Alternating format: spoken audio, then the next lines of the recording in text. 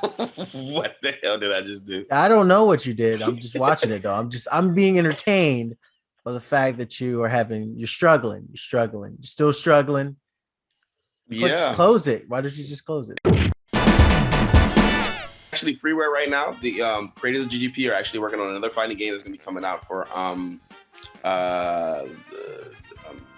what's the big MMO franchise? Not MMO. Oh, the League of Legends one. League of Legends, yeah, the League of Legends fighting game League is of still a Legends thing. fighter. When that thing drops, it's going to be pretty much pandemonium. So everybody's trying to get ahead of that game. They don't even know what the game is or how it plays yet, but you just know if it's coming from League of Legends, it's probably going to be a big deal. It's probably going to bring people into the fighting game space that have never been fighting game fans, probably ever. But we got to talk.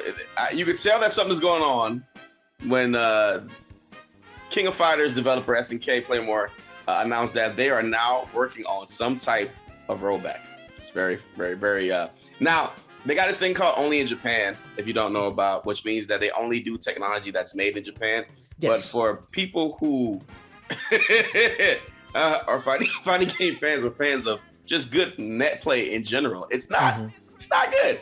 Actually, Guilty Gear developers, they actually got one of the game somebody who's actually pretty good at GGP on their team. They hired him from the States or whatever the case is, and he's actually working on it because to your point, it was even better than some rollback that I played on other games. Boy, okay. The best game best fighting game that I've played that has decent online for now, that is Japanese based, not American based. Japanese based is Tekken, and even Tekken has some issues with their stuff. But the thing is, they're really not wanting to bring over something that's made over here in the States. They're kind of like, no, we don't want to do that. So I think what they should do, and this is just an idea, what they should do is they should at least try to get somebody like Arc System Works did. Get somebody who understands the framework of said program and then build their own for their games. So if SNK does that and then says like, okay, now that we've done this, we have our own version that works well or works similarly to GTPO. Maybe we can have like more people come and want to play our games, because the past few KOFs, dear Lord, the online experience is awful. For a game with great mechanics and a decent fighter, good fighter. But I mean, it's just terrible. Well, you also, part of it isn't just the fact of the online experience, it's also where people are playing. So KOF and Guilty Gear, they didn't have a really big standing here in the States. They were kind of like your little niche titles that you may get a few people play here and there. But when it came to the larger player bases, you would have Japan, of course, a lot of the Asian companies, or a lot of the Asian countries, like Korea. I think India had had some big things, or even Mexico. I know had Mexico is really big in the fighting big KOF scene, right? You have them playing like very, very far away, so you have those people playing primarily in their own local areas or their own local like scenes and servers. And then somebody in America is like, no, there's not a lot of people here. I want to play somebody though, and they'll connect with somebody overseas or out of country, and then they don't have a really good experience because there's so much lag, so much latency issues. There's no good connection for rollback. And I mean, I've played some of the games. Game alive. Yes, I've played some of the games that actually do have the GGPO rollback and stuff like that. Like I know, was it Garo Mark of Wolves? Yeah, Mark of Wolves re-released it, and it has GGPO on it, and you can adjust the latency, timing, and stuff like that, and it runs really well, and it runs clean for being like a game that's almost 20 years old now. I mean, we can say the same thing about Guilty Gear Access Core that they re-released. I mean, and then that just got better and better, and that was the precursor to what they're doing now, which is even better than that. You know what I mean? Yes. And being able to play these games online, even to go back to these games for the communities that play these games, they can, like, since fighting games don't sell millions of copies, with the exception of the Mortal Kombats and Street Fighters, keeping that community together, playing that game is just about everything. And I want to say that Arc System Works might be, I mean, depending on the release of Guilty Gear, and I think he's going to do huge. I've been saying this for a while. I think it's going to be the Capcom fighting game killer. Yeah. I think we were talking about this off air about what's it gonna do to Dragon Ball.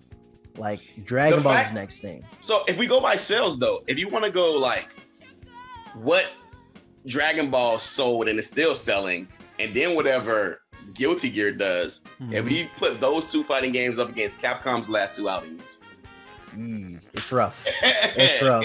So it's gonna be rough, yeah. With Dragon Ball, do you think that it's gonna decrease its longevity with Guilty Gear coming out, or is it such a different audience that you don't think that it's gonna? I think it's such a different audience, and I think to the casual gamer it won't matter. But I think for the Sonic Foxes, for the Go Ones of the world, they're going to switch over. They're not going to be watching Goichi and watching Sonic Fox play. They're not going to play Dragon. They're not going to play fighters anymore. No. I mean, so they say it'd be too much work to go back and fix the netcode in Dragon Ball FighterZ because the base is already there, right? Yes. I mean, but you did that with Accent Corp, which is a smaller game.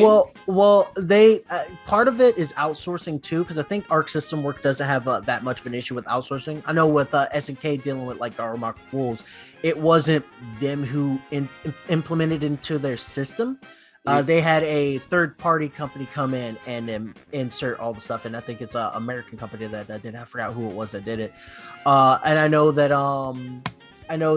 Arc System Works is a little bit more okay with working with outside influencers and trying to make their stuff run well. Just visually looking at their games is just amazing. Bloody amazing. Like I mean, if you think about the Dragon Ball FighterZ visually, Guilty Gear looks astonishing visually. And which is you can tell just by that using then there's KOF. Well, using Arc System Works using the Unreal Engine, right? That is not a Japanese engine. So they're a little bit more okay with using a lot of outside resources, non-Japanese resources, technologies, exactly. So I think that's kind of where they are leading the pack with a lot of their stuff, is the realization, like, I get it, we want to keep things very Japanese centric, but we can make the product better if we sometimes bring in outside influences to make our stuff work better. So I'm hoping that these round table talks will actually have more of an effect of getting the other companies to realize, like, all right, maybe we should sometimes have outside influences help us with our games to help the sales of your game. Well, I understand for some of the reason why not. Like Capcom, though wasn't a bad game, but the amount of backlash they had from it. DMC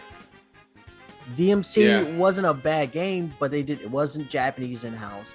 And it was rough. But the crazy thing, if you're talking about Devil May Cry DMC, all the things that the developer for Heavenly Sword and everything else like that. What's the name? Ninja Theory. Ninja Theory. All the things that Ninja Theory did were based upon the requests that Capcom wanted them to do.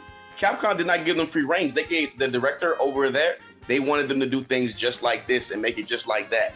The things that Ninja Theory wanted to do were very Japanese and based and very like to further the lore of Devil May Cry, which they did to a certain extent. But all the Americanized stuff was all from Capcom upperheads who are fired now at this point.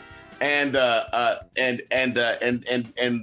were the things they wanted to Americanize the character so that it would sell more in the States. Well, the thing is that they've always had hit and miss things with trying to Americanize things, because the people who play the games don't want the necessarily Americanized things, especially if it's something they've already gotten used to. This has happened quite a few times with different characters with different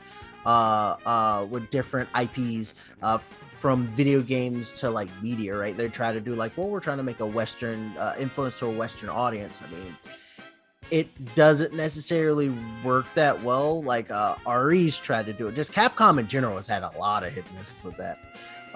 And it's just, I think that they've had so many bad experiences with it. They are really afraid to try anything. So Yeah. I'm hoping that this experience will get them to understand maybe, just maybe, we should have like outside influences to make our products better for the consumer, you know? Yeah, and if nothing else ups that fact going on, is the copies that I think are about to be sold on Guilty Gear Strive is going to really open some eyes. Oh yes. That's Good Morning Gamer. We'll be here tomorrow morning, and we'll give you some more gaming stuff, gaming news, and of course some fighting game stuff. It's Red K for Wollie Mopped Gaming, and the Lonely Wolf by choice. We out. Peace.